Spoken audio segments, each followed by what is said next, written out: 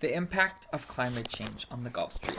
So the Gulf Stream is this ocean current that starts in the equatorial regions and it starts going west, then it moves further north, up east along the east coast, and then eventually out into Europe. It's transporting warm ocean waters all the way from the equator to Europe, drastically making the climate a lot milder than it would otherwise be. But however, as it moves further north, it cools, and also more of the water evaporates from it as it moves further north, which results in increasing salinity and increasing temperature, both of which contribute to heavier density. That heavier density causes the water to sink, and once the water sinks to the ocean floor, it causes more water to come and fill its place, basically creating the whole current. So there's this new paper out in a scientific journal called Nature Geoscience, which really analyzes some different data points to basically predict, to look at what's been happening over the last 100 years and to make some predictions about what might happen in the future with increased global temperatures caused by anthropogenic sources.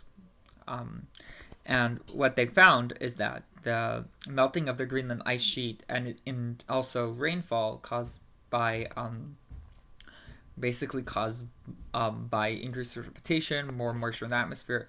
This is adding fresh water to the current, which is decreasing its density, because there's less salt, and this is reducing the effect of the density difference on the current, and that reduces the rate at which it flows.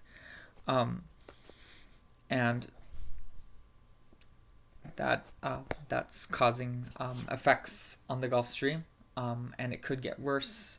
It's not going to go away. It's probably not going to go away, the Gulf Stream, but it might be less powerful, and less warm water being brought all the way to Europe could have different impacts on the climate. So the Gulf Stream in itself is a western boundary current because it's on the western boundary of the ocean, and it forms part of the North Atlantic Gyre, which is like a giant circulation throughout the North Atlantic. Every kind of ocean has this kind of gyre. In the northern hemisphere, they're as a result of the Coriolis effect, they're clockwise moving, and in the southern hemisphere, as a result of the Coriolis effect, they're counterclockwise moving.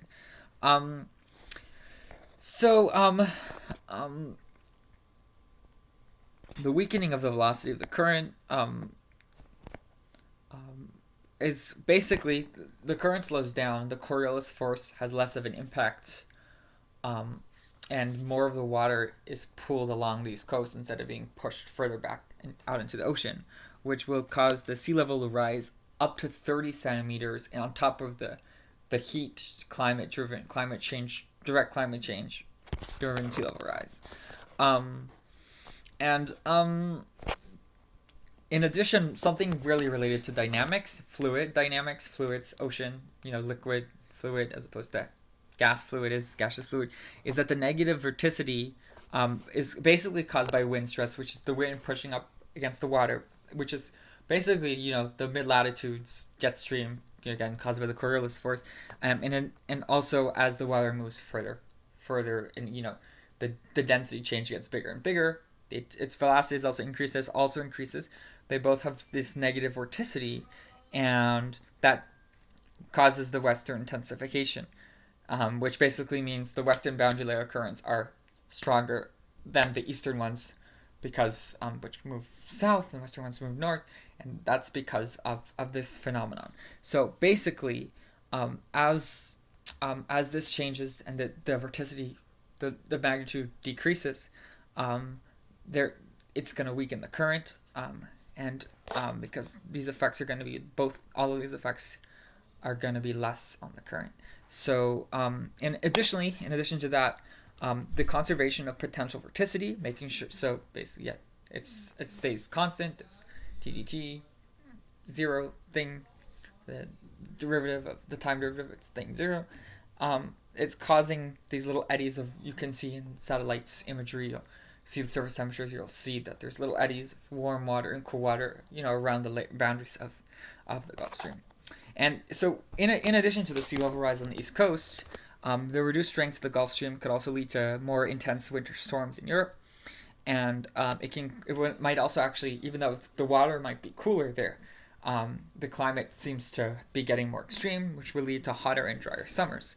And in addition, not just Europe is affected, but this lack of all this warm water going all the way further east towards Eurasia is going to potentially cause there to be more droughts in Sahel, which is a region that has a lot of problems with desertification to begin with. So that would be pretty bad. And then finally, this water not being able to move and kind of pulling up against the east coast could lead to some warmer water in the further southern layers off the coast of Florida and the Carolinas, which warmer sea surface temperatures, more latent heat for hurricanes to develop and form and become more intense. So overall, this is a pretty concerning thing. So even though it's not going to it's not going to stop it like completely, but this could really cause drastic climate, regional and even global ramifications that could make it harder for people to live where they're living, and